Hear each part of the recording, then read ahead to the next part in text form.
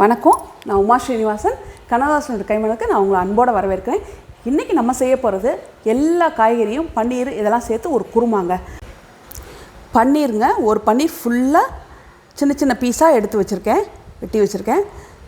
Carrot 2 carrot, பட்டாணி ஒரு 100 gram. ஆனால் எனக்கு முளைக்கட்டிருச்சு, முளைக்கட்டி தான் வைக்கணும் இல்லைங்க, நார்மலாகவே பட்டாணி வைக்கலாம்.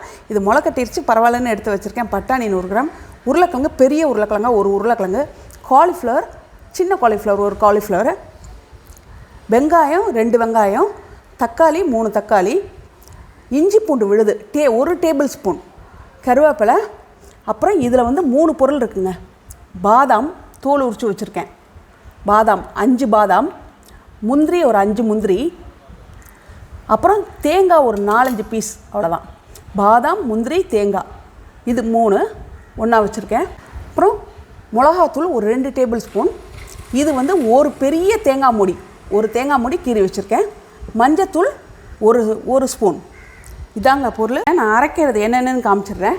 இதை பாருங்கள், ஒரு 4-5 பீஸ் தேங்காய் பத்தைன்னு சொல்லுவாங்களே, அந்த மாதிரி குட்டி குட்டி பற்றியாக ஒரு 4-5 பீஸு.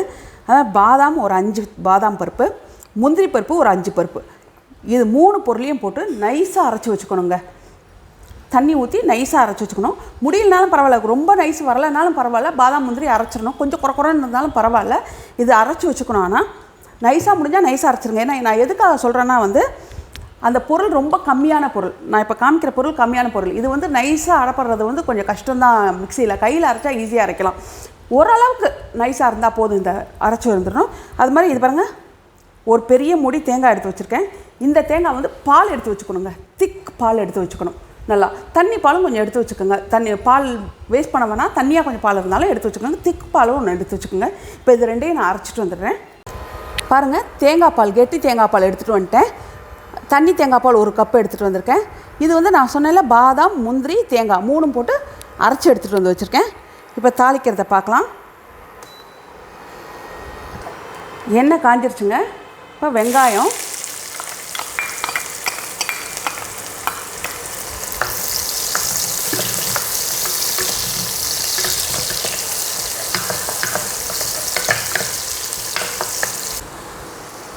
வயசாகிறதால ரொம்ப மறதி ஜாஸ்தியாகுதுங்க.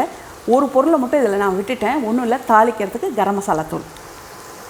இந்த பாருங்கள், 1 டேபிள் ஸ்பூன் கரம் மசாலா தூள்.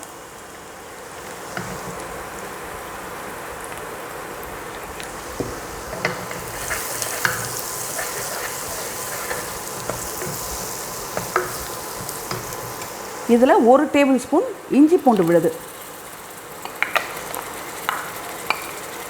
நல்லா 1 டேபிள் ஸ்பூன் ஃபுல்லாக எடுத்து வச்சுக்கோங்க, நிறையாவே.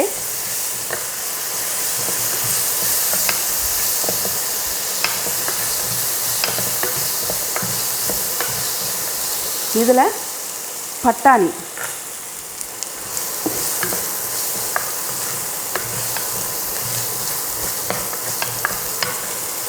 இந்த பட்டாணி சேர்க்கும்போது லைட்டாக சுகர் சேர்த்துக்கிட்டிங்கன்னா நல்லாயிருக்கும். நான் இன்றைக்கி சேர்த்துக்கல, லைட்டாக அந்த பட்டாணிக்கு மட்டும் சுகர் சேர்த்துக்கிட்டிங்கன்னா நல்லாயிருக்கும். பட்டாணி போட்டாச்சுங்க. இதில் தக்காளி. இப்போ உங்களுக்கு அந்த பட்டாணி கரம் மசாலாலாம் போடும்போது அந்த அடி பிடிச்ச மாதிரி ஒரு இது வரும் பாருங்கள்.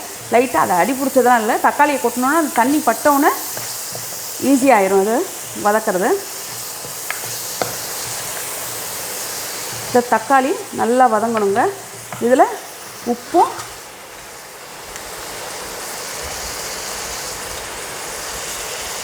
கொஞ்சம் உப்பு, மிளகாத்தூள், மஞ்சத்தூள் 3 சேர்த்துட்றேன்.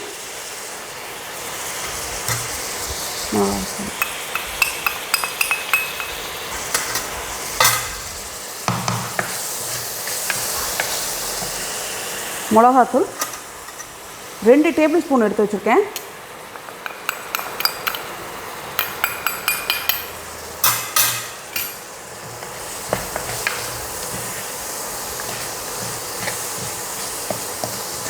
இது கொஞ்சம் நல்லா குழையணும். பாருங்கள், நல்லா தக்காளி குழஞ்சிருச்சு. இது குழஞ்சோன்னே இதில் உருளைக்கிழங்கு ஒரு பெரிய உருளைக்கிழங்கு போட்டிருக்கேன். இது வேக வைக்கலை, பச்சையாக தான் உருளைக்கிழங்கு போட்டிருக்கேன். உருளைக்கிழங்கோட கேரட்டு, உருளைக்கிழங்கு, கேரட், பட்டாணி இது மூணு தாங்க வேக வேண்டியது. பன்னீரும் நார்மலாக கடைசியாக போட்டால் போதும். அது மாதிரி வந்து இது எப்போவுமே நம்ம மஞ்சத்தூள் உப்பு போட்டு லைட்டாக ஒரு வேக்காடு வச்சு தான் எடுத்துருப்போம். அதனால் இதுவும் இப்போ போட வேண்டாம். இதை நல்லா இப்போ வேக விட்டுறணும். இந்த தண்ணி தேங்காய் பால் இருக்குல்ல, அதை ஊற்றியே நான் இப்போ வேக விட்டுறேன். அதோடு இன்னும் கொஞ்சம் தண்ணியும் சேர்த்துக்கணும். இதில் இந்த தண்ணி தேங்காய் பால் ஊற்றிருக்கேன், இதில் கொஞ்சம் தண்ணியும் சேர்த்துக்கோங்க.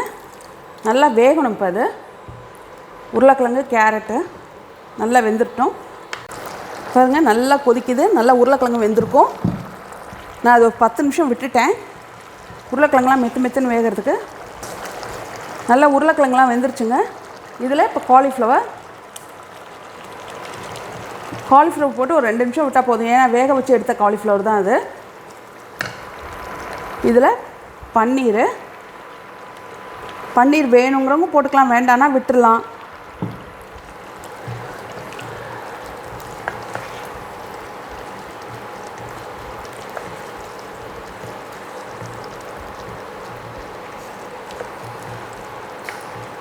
இப்போ இந்த 3 பொருள் அரைச்சி வச்சுருக்காங்க. தேங்காய், முந்திரி பருப்பு, பாதாம் பருப்பு, இது 3 அரைச்சதை ஊற்றிடுறேன்.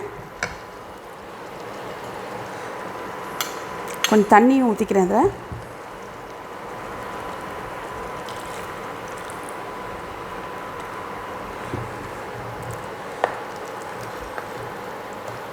இப்போ இதை நல்லா ஒரு கொதி வரட்டும். நல்லா ஒரு 5 நிமிஷம் கொதிச்சிருங்க. இப்போ பன்னீர்லாம் சாஃப்ட் ஆகிருக்கும். இதில் நீங்கள் எடுத்து வச்ச திக் தேங்காய் பால்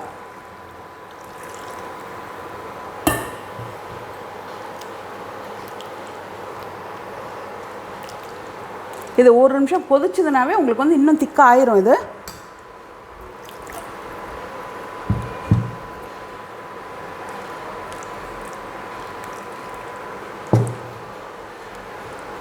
ஒரு கொதி வரணும். இதில் கருவேப்பிலை தூவிடுறேன். இது நல்லா ஒரு கொதி வரணுங்க. இப்போ பாருங்கள், நல்லா கொதிச்சிருச்சு. வழுவழுன்னு இருக்கும் இந்த தேங்காய் பால். ரொம்ப நல்லாயிருக்கும் சாப்பிட்றதுக்கு. நம்ம பாதாம் முந்திரி போடுறதே வந்து அந்த வலுவெடுப்பும் ஒரு மாதிரி குழன்னு ஒரு தன்மையும் கொடுக்கறதுக்கு பாதாம் முந்திரி டேஸ்ட்டும், இந்த 3க்குமே நல்லாயிருக்கும் அது. இப்போ இதில் கொத்தமல்லி தூவிடலாம்.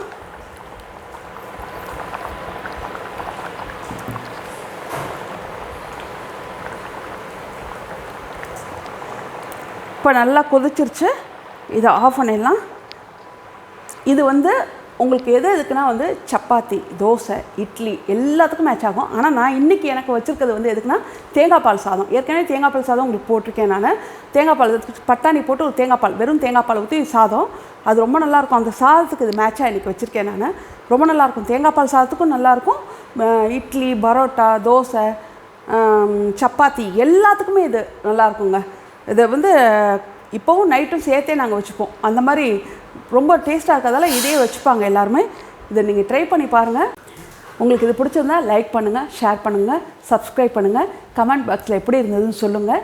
உங்களுக்கு வேறு ஏதாவது டிஷ் தெரியணும் அப்படின்னா நீங்கள் அந்த கமெண்ட் பாக்ஸ்லேயே எனக்கு இந்த டிஷ் செஞ்சு காமிங்கன்னு சொன்னால் நான் செஞ்சு காமிக்கிறேன்.